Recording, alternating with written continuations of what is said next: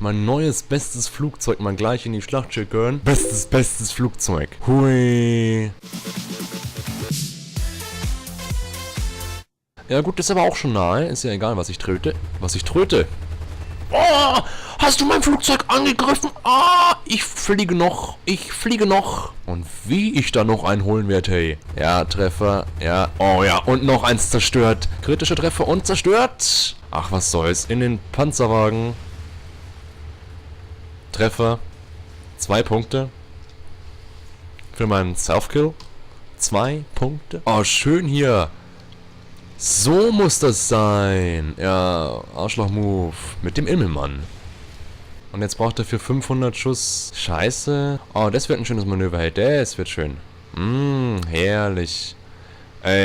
Bewegst du dich mal weg? Was? Warum?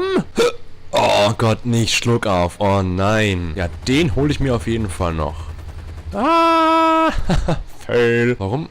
Was? Wo ist er hin? Oh, jetzt muss ich mal 20 Minuten aussetzen, weil ich nachladen muss und aufs Klo muss und mir noch eine Butterbrotstulle schmieren muss. Na komm.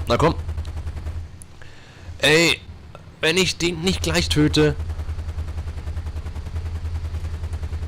Wie oft denn noch treffen? Abschusshilfe. Nee, du. Oh, bin ich dumm. Ja, was wollte ich machen? Wollte ich ihn weitertragen oder was? Mein Gott. Butterbrot, schnell. In die Felswand, nein. Oh Mann, ja gut.